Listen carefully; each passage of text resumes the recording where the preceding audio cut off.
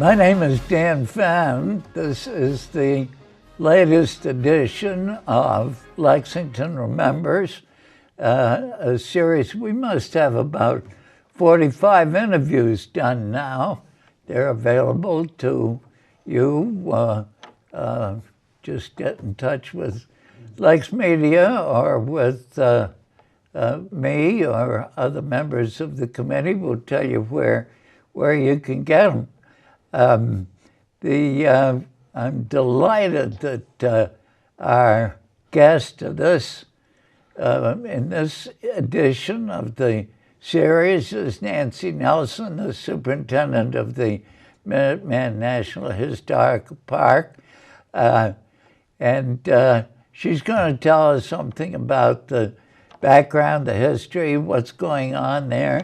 It's now a part of all our lives in this area, but once it was kind of sticky, as I remember.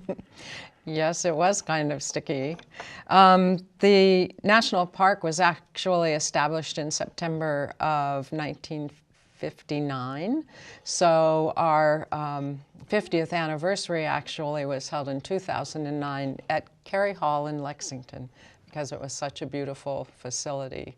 And from the beginning, the park had the challenge of protecting the Battle Road in the midst of rapidly urbanizing and suburbanizing environments. So part of our challenge was to acquire the land along the Battle Road, the original Battle Road, that would have been play on April 19th, 1775. And that was all in private hands, and there were houses along that road. Yes. The park actually is made up of something more than 300 separate parcels. And so those parcels were acquired over many years, actually. Something that was of concern to the communities was that there was never a very firmly established boundary for the national park. And so there was a lot of apprehension about what parcels were actually going to be of interest to the national park and which ones were not going to be. So over the years, that got to be a difficult issue. Well, if I had a house... Exactly. I might have some question about this. Yes. You know? And there were a lot of questions. And so over the early years especially, those questions became more pointed, and it was a challenging period for the national park because we had yet to establish any real public benefit, because the land base for the park took a while to consolidate. Now, where did the idea ever come from? I mean, when I think about a national park, I think of canyons and red rocks and rivers and stuff. Where did they? Well, those are national parks, capital N, capital P. But there are national seashores, national monuments, national historic sites, national historic parks, more than a dozen different national park areas with separate names. So Minuteman National Historical Park is a historical park, and it's centered on history primarily, although as a landscape architect, I always look at it as a landscape park. And it's like Gettysburg, more familiar to many people, battlefield parks. So many historical parks in the National Park Service. Where did the idea for this particular one come from? How did it get started? You said you began to acquire land over a long period of time. Yeah. Well, although I've been at the National Park for more than 20 years, that idea started before me, and I think the impetus was that the area of the Northbridge and all the area along the original Battle Road that was in play on April 19th, 1775, that whole entire area was becoming much more urbanized and developed.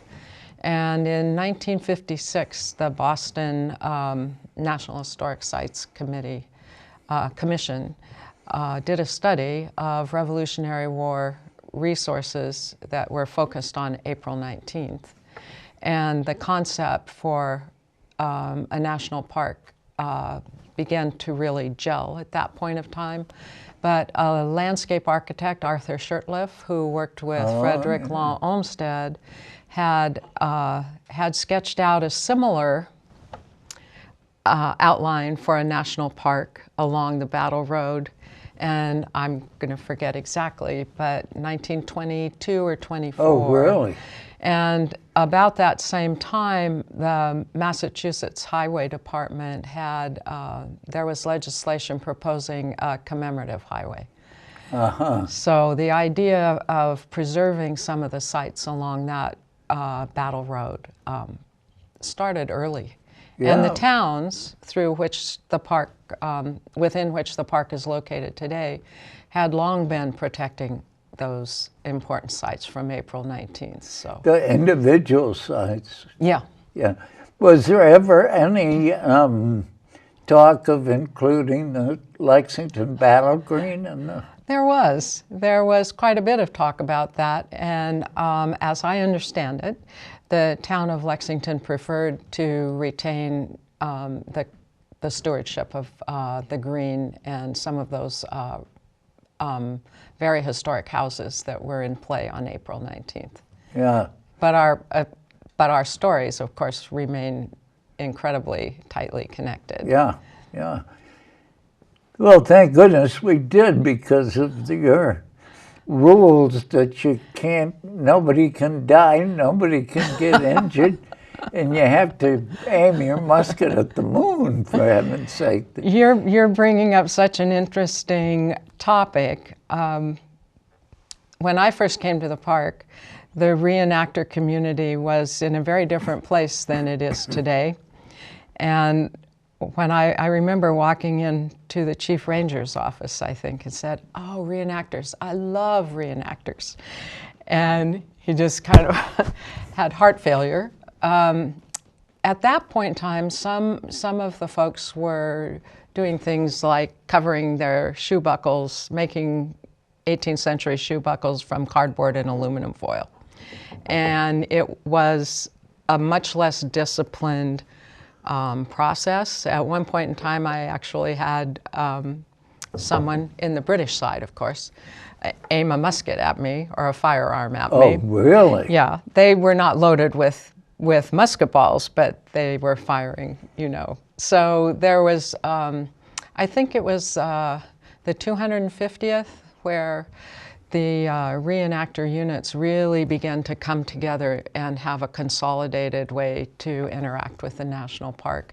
Mm-hmm. And the people who were leading that, some from Lexington, were very dedicated to authenticity and to trying to find a way to bring the national park view of reenactments into alignment with their own view. They view reenactments as sort of a very serious tie to the people of the time, and they represent them and who they were and what happened to them. So they would be shooting and dying.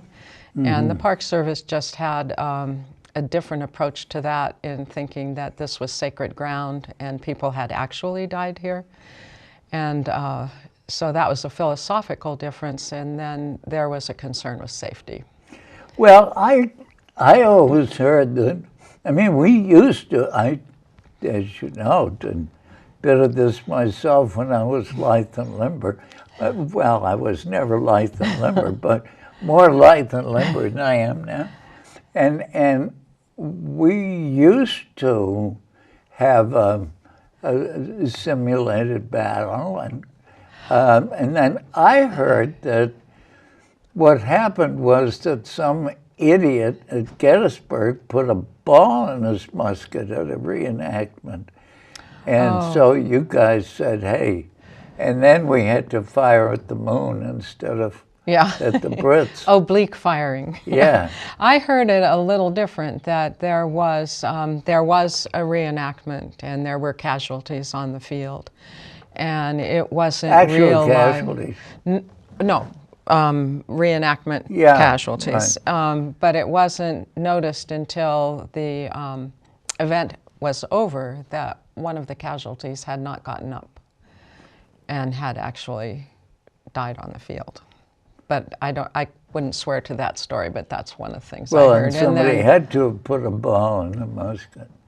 I don't know. hit He him? wasn't shot. Oh, he wasn't shot. No, it was a health emergency, as I understood it. And then there was also a terrible accident in Concord with the cannon.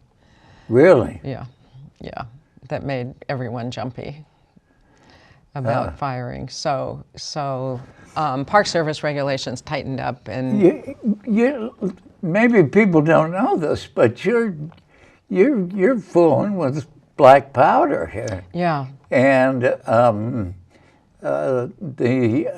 with our muskets, we've got flash guards, and we are really very, very careful. If you fire and there's somebody standing near the barrel, right. There's a flame that comes out and a big noise. It can deafen somebody. So you have to be very careful with this stuff. And obviously, you don't put actual ball musket in the balls. thing. Yeah, no. Although, next year we're thinking about doing it on the green. That would be. It would be a little different. Yeah. Well, there you go. British would be surprised. They would be surprised. Yeah, right. It has to be said, since we're talking about reenactors, how important the reenactor community is to the national park and its ability to tell the stories of April 19th. We have the most amazingly dedicated and knowledgeable cadre of reenactors in the hundreds. Yeah. And many of those people are really amateur but expert historians, and so we're constantly learning from them about colonial era lifeways, as well as about battle tactics and the history of the individuals who fought. And it's an amazing community of people. So in the end, Minuteman and their reenactor community has really been a model for other national parks. Oh, really? Yeah, which have sometimes been a little skittish about reenactors and guns and things like that. So it's been a really wonderful partnership. Well, the Lexington company takes it very seriously, as you know. Yes. We all have roles. My guy was Corporal Ebenezer Parker, who's the cousin of John Parker, the elected captain. It's typecasting because he was 24 at the time, and his wife was 8 months pregnant. She must have been really pleased for him. Yeah. But he moved to Princeton, Mass, afterwards. Interesting. And I went out and saw the house he built and his silhouette and his grave, and he became very stuffy, and a deacon and a state rep and a selectman and all kinds of stuff. That's what I meant when I was saying amateur but expert historians. And, to go into the depth of the life and the character of an individual who participated in that, in those battles that day, that's, we would never have known about that. Other than the partnership with you guys. So it's very significant, those contributions. It's a great story, and the park is such a wonderful background for it. Now, National Park Service, that's part of the Agriculture Department. It's often thought to be. Yeah. But as I suspect you know, the National Park Service is a bureau within the Department of the Interior, and the U.S. Forest Service is a bureau within the Department of Agriculture. We always kid the Forest Service by saying you guys grow crops and we save trees. Yeah. So, Yeah. so it's kind of funny, but they're very, very much responsible, the Forest Service, for the stewardship of our national forests and that common resource for the country, as we are for the stories of America. And when did the Park Service start developing and managing areas other than great national red rocks and canyons and stuff? Okay, now you're gonna catch me on this, I think. I believe that there were things like national monuments that preceded the establishment of Yellowstone, which was the first national park, in 1872. And at that point in time, I think there was growing concern about various kinds of resources in the country. And Yellowstone is interesting because there were still U.S. Army Rangers in Yellowstone dealing with the evacuation of remaining native tribes, I think Chief Joseph, as the first national park visitors were coming to Yellowstone National Park. So really? It's interesting. Okay. Yeah, interesting. And the Boston Urban National Park, that preceded the Lexington, the Minuteman? No, I think it was somewhat later, but not a whole lot later. Yeah. And for a while, the Boston area sites were part of the Minuteman group. And then I believe Boston National Historical Park was formed somewhat later as its own entity. Okay, so what happened was you put pieces of land together along the old Battle Road, and including the Northbridge. The Northbridge actually was owned by the town of Concord, and the alley leading up to it, and the 1835 monument, and the Minuteman statue. Okay. So that's a long-standing partnership with the town of Concord. And the manse? That belongs to the trustees of reservations, and it's within the national park boundary. So what that means basically is that when Congress created the park, it was determined that that was an important property to the national park and its story and its resources.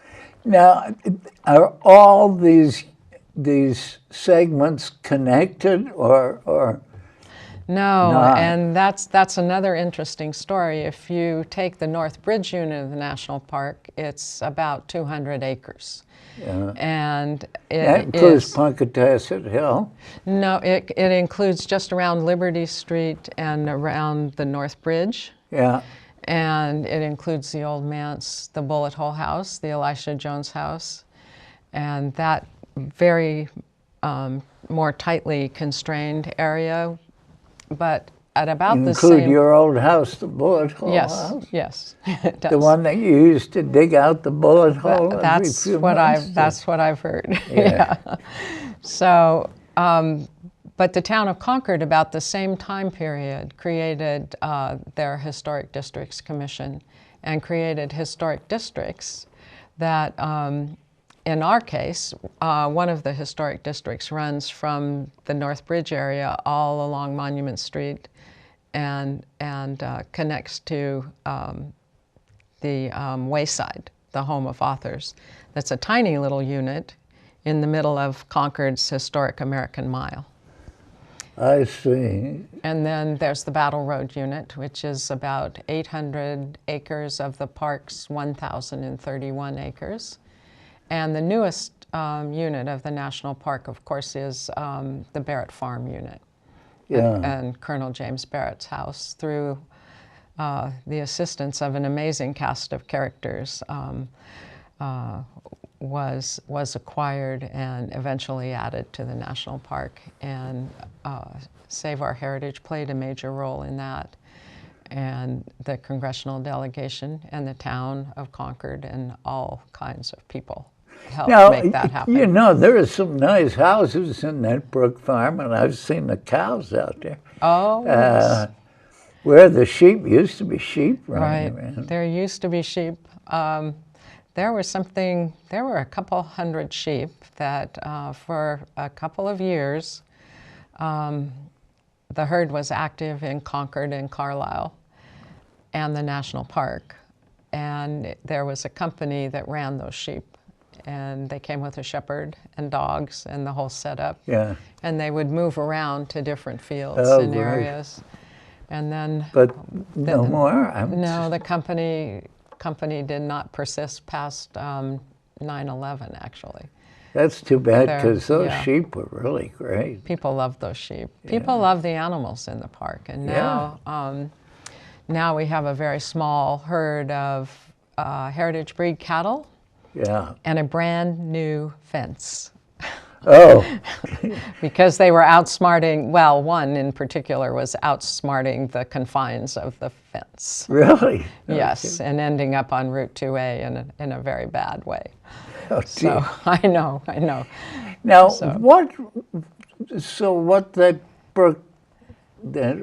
what's with that area particularly? Why is that of interest? There were other militia companies coming from surrounding towns to converge on the Battle Road on April 19th. There were something like, and you can correct me if I'm wrong, something like 20,000 men alarmed that night from New Hampshire to as far south as Connecticut. Right. And they were coming as they could and joining the action along the Battle Road. So that's one of the important places. And it remains today the largest unit within the national park. Oh, really? And it's, 800 acres out of the 1,031. And it's one of the most important things that's happened over the last 20 years or so has been the reestablishment of the fields along Route 2A, particularly where it still overlaps the historic Battle Road. So now you see farm fields with heritage breed cattle or occasionally sheep or pigs, and in those in that open agrarian landscape, and often hay, often produce.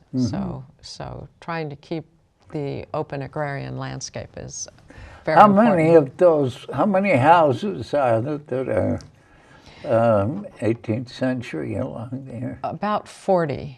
Really? About 40. Well, 40 are historic.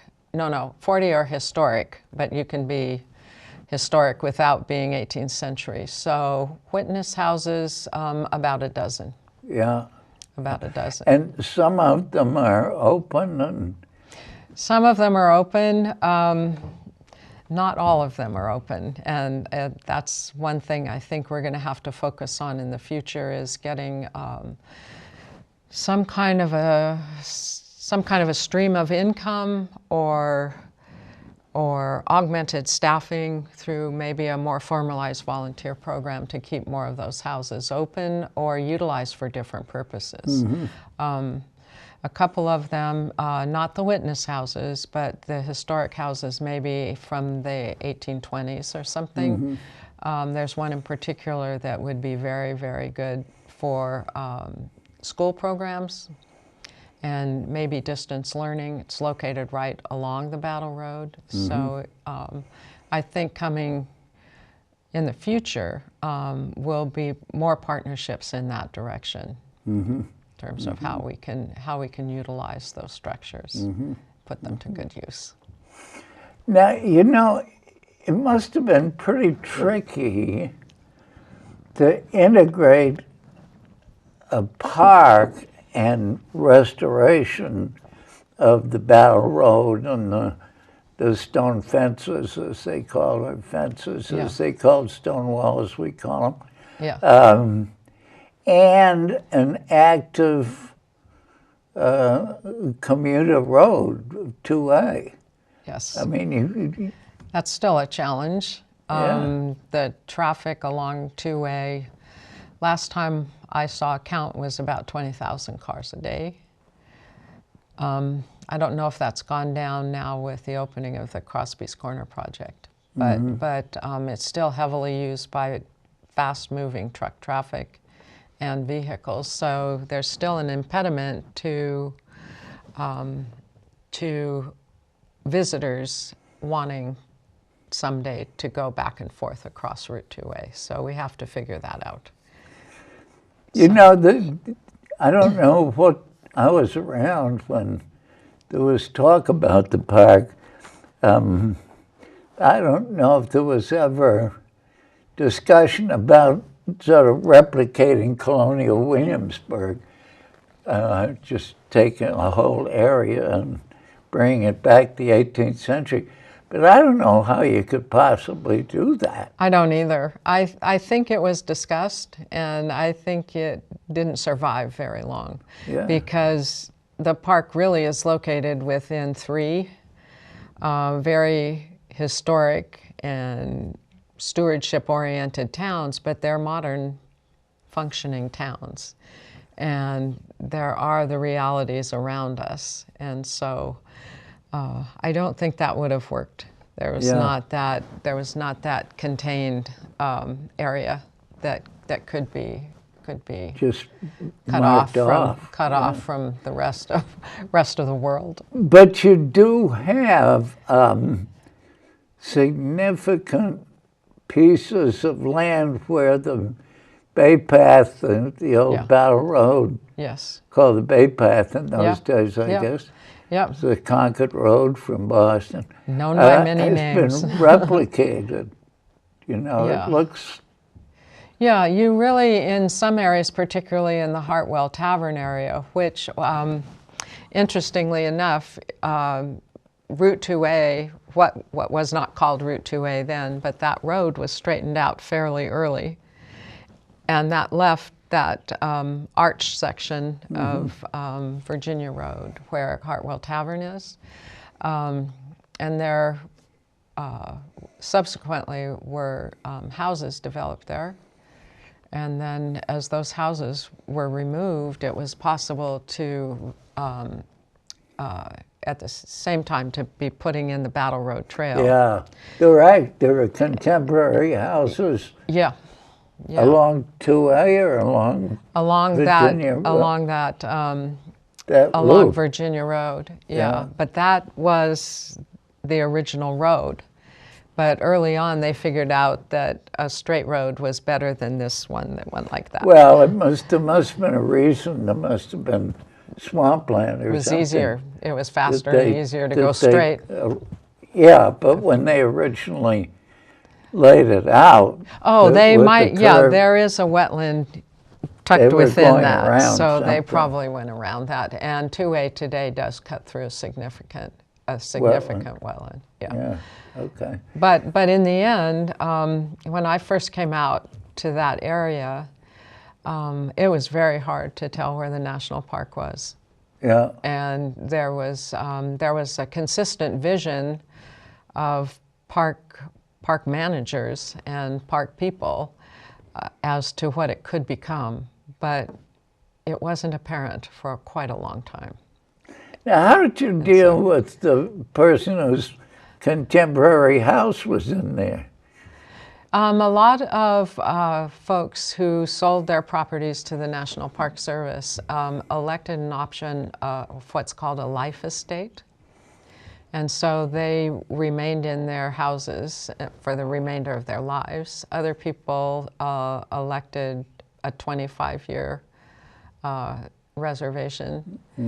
And so, you know, over the years, those houses were not occupied. So, so then at some point there was enough of a land base that you could begin to develop the visitor amenities and restore the Battle Road in that section and do the entire Battle Road Trail. I think there are a couple on the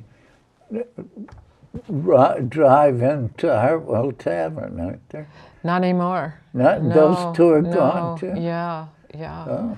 The only thing in the Hartwell Tavern area is Hartwell Tavern and the barn and the chimney structure from the Hartwell house that many people in Lincoln and Lexington remember fondly, but that burned before it was under the jurisdiction of the national parks. Very fondly remembered by many people. Would be fun to have that today, wouldn't it? And was that an original? It was an 18th century house, was too. it? Yeah. So the chimney structure itself remains very interesting in terms of understanding the construction of traditional homes of the period. So. Now, as I understand, you were the superintendent who did away with Willow Pond Kitchen. I am. But in my defense, I have to tell you that when I was growing up, my father worked for the aerospace industry and actually had occasion to come to Concord and Hanscom Air Force Base now and again. And I can remember him bringing home pictures not only of the Northbridge, but stories about the famous Willow Pond Kitchen. And when I became superintendent, my father said, "You're not going to do anything with that restaurant, are you?" And I said, "No, not until the time is right." And actually, at one point, the time was right, that Peter Sokow decided it was time for him to retire. As I recall, it was because his wife had his daughter had triplets or quadruplets. And so when he left, I think it was pretty clear that the Willow Pond Kitchen would never be the same again. Yeah. I remember it fondly, that the bar stools, the seats, the ones that went around, the seats on the bar stools were taken off on Sunday. There was one pay phone in the corner. And they changed the cotton curtains in there for every single holiday you can imagine. So, I remember. And you could buy lottery tickets. So it was also a great place to be on the day that Concord celebrates the events at Miriam's Corner. And then afterwards, the reenactors and Park Service people would end up there, and the reenactors would be fifing and drumming. We'd go there. So that was fun. For those of you who don't know, the Willow Pond Kitchen was a restaurant on 2A, just, a half a mile from Miriam's Corner? Closer, much closer. Very close, very close. And it was important when that road had more importance as a major highway going north. So it was along. Before Route 2? Yes. Okay. And so it was very important wayside stop. As I understand it. So. Now, as you look back on your 2 decades, what are the major advancements that have been made? I think the relationship with the reenactor community, that has been incredibly important to the national park and its ability to tell the stories around April 19th. And it's been so much fun.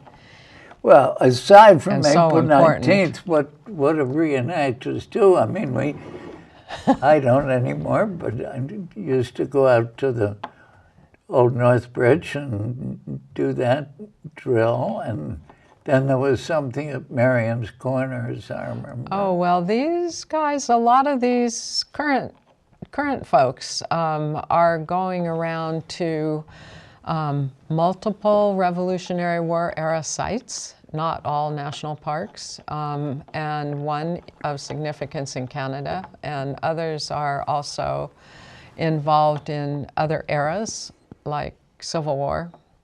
So it's a hobby that can take over a lot of your life. And a lot cash of too. And cash too, yeah. But on Patriots' Day, there's reenactors all over. Right. All over the park and Lexington and so on. But what about the park? And I mean, is there anything going on in the park with reenactors other than all, patrons all today? through the entire year, they show up and support our programs and events. It's really a wonderful thing. The Lincoln Minutemen, for example, have helped us furnish the Captain Smith House, and they often hold open houses there as volunteers in the park. So that's an example of the activities that will go on through the visitor season, well beyond April 19th. And the British reenactors show up too. I was at the visitor center on 2A with a group just last Saturday, actually, and there was a British from at the gravesite? Engineers. Oh, interesting. No, he was at the visitor center. Oh, he was a visitor. No, he was a British officer or British soldier. Right. Yeah. Right. Oh, interesting. Well, they are all over all the time. Yeah. And it is really a great thing. That's reenactors. The other thing you asked, looking back, what were the most significant things? I think the other thing was one other thing was the development of the Battle Road Trail and the visitor amenities that go along with that, like the ability to have parking areas near the trail, so visitors could actually get to the trail in various locations, and also construction of restrooms. And so that really began in '96, and that was, I think, a big turning point for the park, because the communities within which the park is located were able to see that the park was now bringing value to its towns and citizens, and also to our visitors, over 1 million visitors a year. And then the other thing, because I'm a landscape architect, so I have to say that the park to me is really very much a landscape park.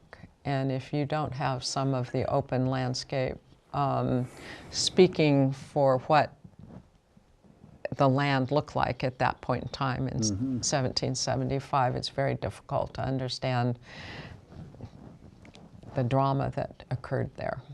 So, yeah, I think the relationship between topography and historical events is something most of us don't understand or appreciate or think about at all. Yeah, yeah. And when you see Battle Road, Bay Path, just that section around the Hartwell Tavern and Bloody Curve. Yeah, yeah.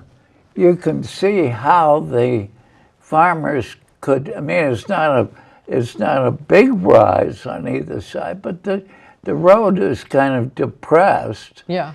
And you can see how the colonials with those muskets, which had short distance and not totally accurate firing, and inaccurate, were firing down on the column marching Same thing at Parker's Revenge too. And I know you're going to be speaking with Meg Waters Wilkes soon, and she was the archaeologist for the Parker's Revenge project that was conceived and managed by the Friends of Minuteman National Park. Who? Friends of Minuteman National Park. That's the park's Friends group. What's that? Oh, that's the friend. Most parks have Friends groups that are advocates for them, and also sure beats enemies groups. Oh, absolutely. And so they're advocates, but they also can do things that the national parks cannot do. They can provide that extra margin of excellence that maybe the park's budget wouldn't allow for, and they can bring in partners in a different way than the parks can. The town of Lexington was a very, very important partner in the evolution of that project and the successful completion of it. So the Parker's Revenge project. Yeah. And the restoration of Hartwell Tavern was a big project.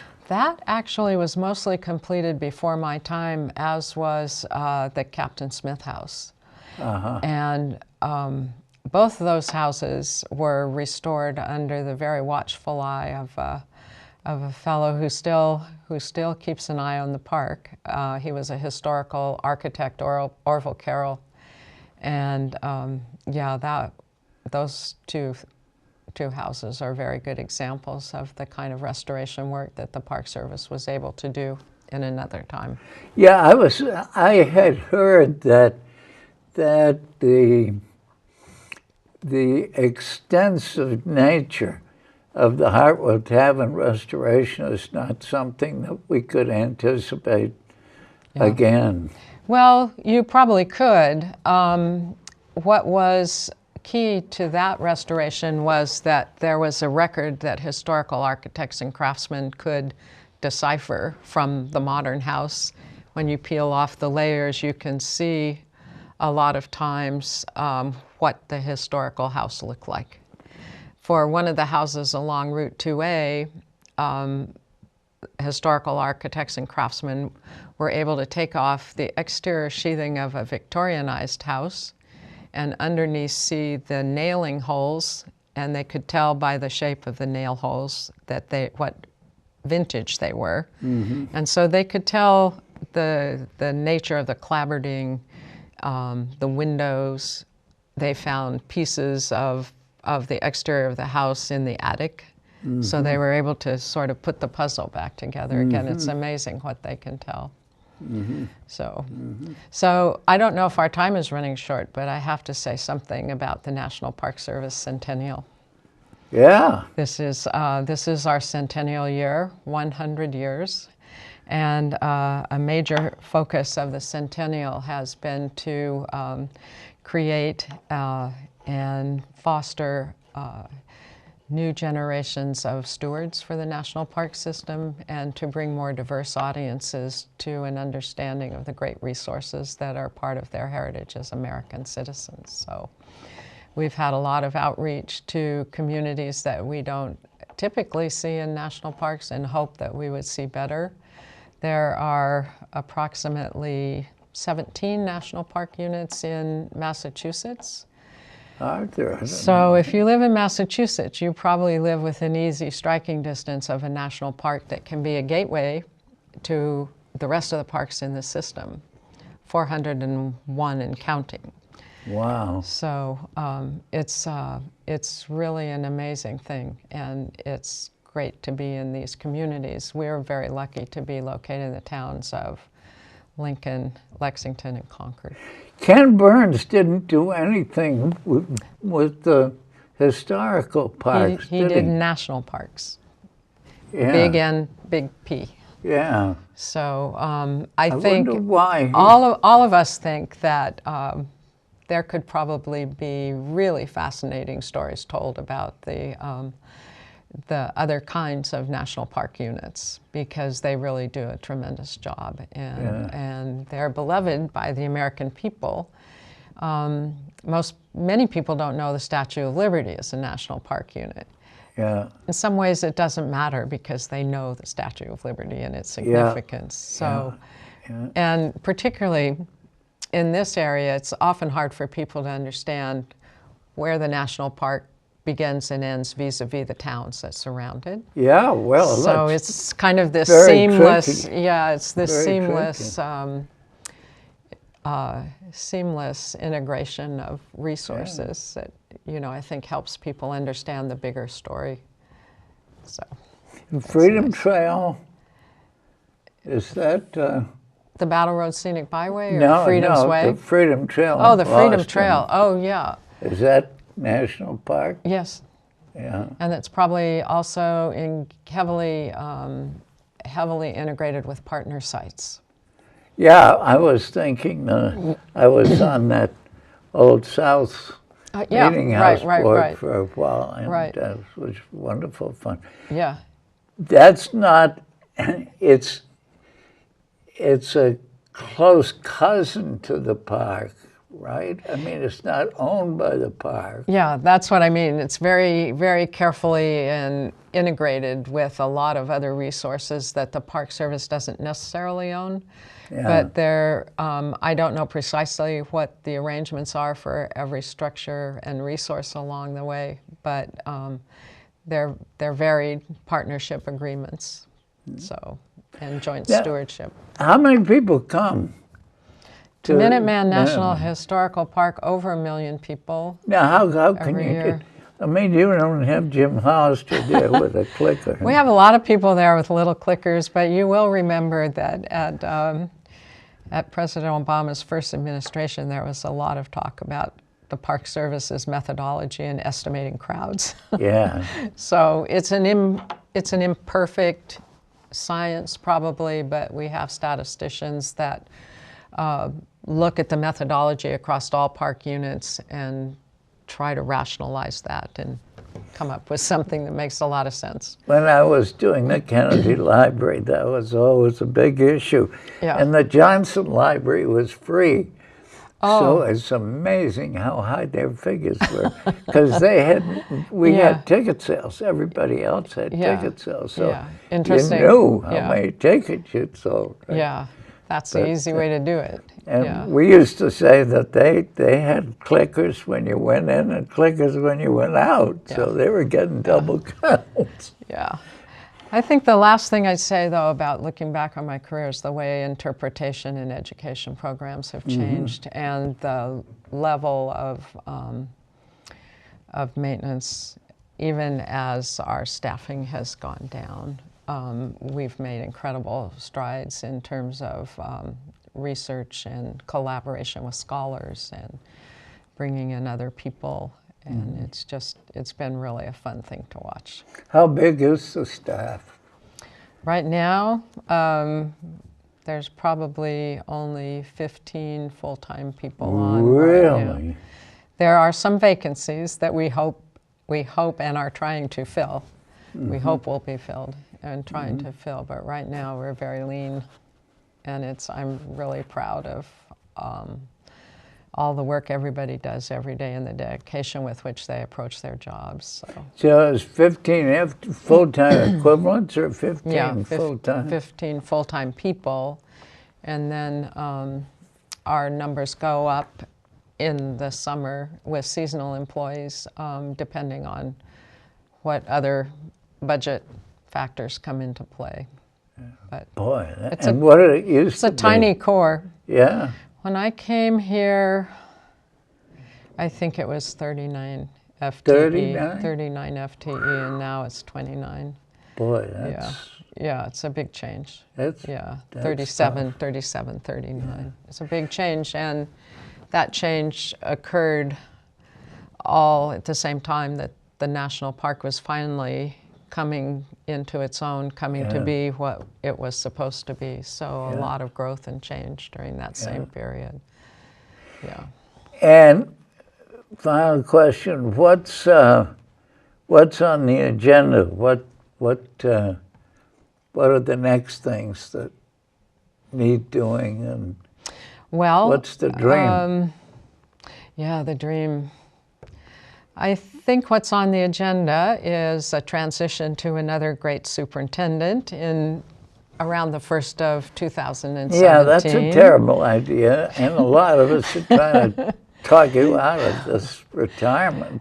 I will tell you this, that I know there are some excellent people interested in this position, and I have every confidence that the person who comes after me will be someone who can, pick up the bigger vision, but also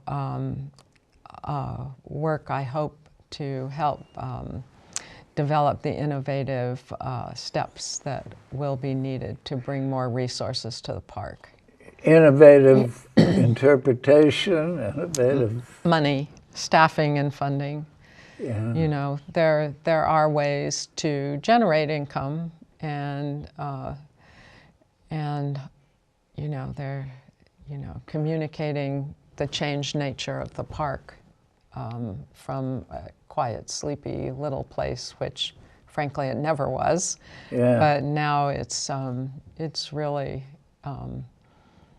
I think it's really time to decide what the national park should be, and that's probably a decision beyond the superintendent's level. Mm-hmm. But I think that person will need to be a strong advocate for this park and might be more broadly connected in the Park Service. I've had a focus that's been so totally local because the communities are so important, and what we were doing in terms of developing the Battle Road Trail and other facilities was so closely integrated with the citizens and with the towns. So that person might be looking outward more and developing different kinds of partnerships and ways to augment interpretation or facility maintenance or whatnot. Historic houses require a lot of tender loving care. Yeah. So, Yeah. So finding those appropriate partners that augment our mission, but also might be able to help care for those structures. And there's a great opportunity to expand the agricultural enterprise in the park. Oh, okay. And so I think, you know, active farmers who take good care of the land are natural farmers, and we have a vision for a stronger agricultural partnership that also includes the farm entities being able to talk to visitors about agriculture, sustainable agriculture, and the ongoing nature of the whole 40 acres thing is fascinating. Oh, yeah. That you needed 40 acres for a sustainable family farm. Yeah. And how, as I remember the story, when you died, you left the farm not to your oldest son, but to your favorite son. And then that's a twist on the English system. Yes, exactly. Yeah. Might have been a little dicey. And the son who inherited the 40 acres then had to get cash, which wasn't easy, to pay his brother so they could buy 40 acres somewhere. Oh, that's interesting. And Lexington was full, Concord was full. And they were sending their sons north Sure, to, so then they had New to go buy Hampshire something in Billerica, Chelmsford, or even New Hampshire. Or New Hampshire, or Because Connecticut. It was funny, some people think of Concord, may think of Concord as sort of being out in the woods and being plain and simple farmers out here, but they had, you know, Concord was founded in 1635 and Lexington about the same time. Well, no, we didn't come along in 1692. Oh, 1692? 1713 we were incorporated. 1692 we got our first parish. Yeah. So, you know, they were by 1775, they were up and running, and land in Concord was pretty well farmed out. And the way some people have simplified it for us non-historians is that they were very cranky at the time. Yeah. Because the land was not what it used to be, and they were restless. That too. So, well, listen, Nancy, I'm delighted you could do this, and thank you. I think the idea of your retiring is a terrible idea, and we're going to miss you very, very much. Well, with any luck, I've come very attached to the area, and so is my husband, although some part of him thinks a lot about California again. But it would be very, very hard to leave this area. So good. We'll be here. Good. That's good news. Thank you for having me. You bet. It's delightful. Good.